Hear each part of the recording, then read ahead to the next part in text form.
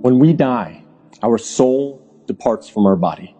And the soul goes on a journey.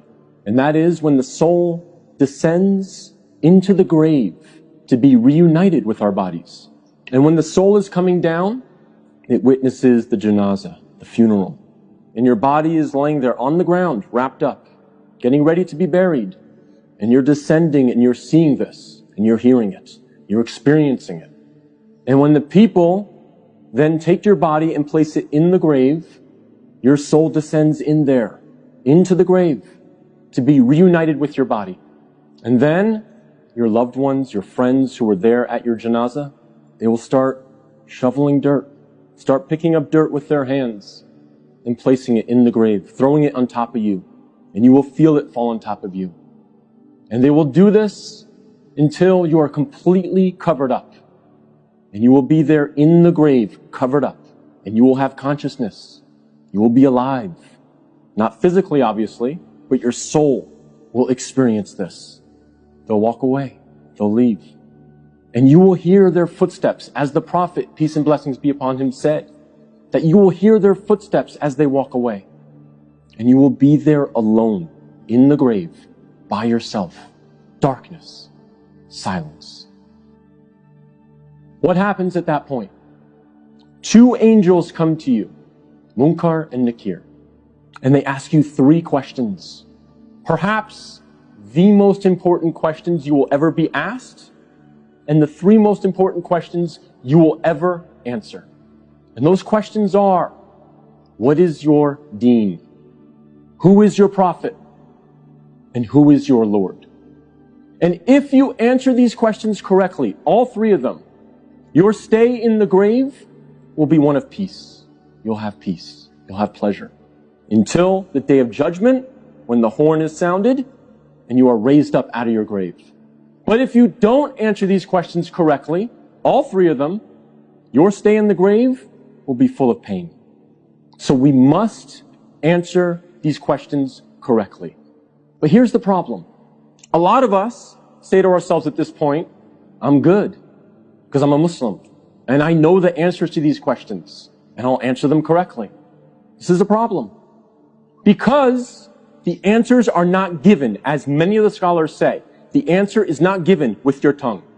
The answer is not given with your brain. The answer is given with your heart. What is in your heart will come out at that moment. If you lived your life not really striving to be a Muslim, a true Muslim, trying to practice, then Islam really was not in your heart. So we have to make sure that we're striving, again, to the best of our ability. I'm not asking for perfection. I'm not asking for scholars. I'm not asking for you to be of the best character like the Prophet, peace be upon him, but we must strive for it. So that on that day, when these angels come to us and they ask us these questions, what is in our heart will naturally come forward. The answers, the correct answers, will come forth. After we pass the test of these three questions, what happened? An order from Allah with 5 glad tidings. First, the grave will be furnished from Jannah. The second thing will happen, the person will be clothed from the cloth of Jannah. All these are taught to us by Rasulullah sallallahu alaihi wasallam, and they have authentic hadith to support them. And then the person in the grave, a gate of Jannah will be opened for him or her, and its breeze will come to him or her, and he smells its fragrance, and he feels the delight. A fourth, the grave will be made spacious as far as the eye can see. The life of the barzakh, the life of the grave is completely different than this life. Allah will make the grave very spacious. And fifth, he will be given the glad tidings of Allah's pleasure and Jannah. Allahu Akbar. Then a man with a beautiful face, beautiful garment, and sweet odor comes, and the person in the grave will say, who are you? You look so good. You have such a beautiful smell. Who are you? Your face is perfectly beautiful.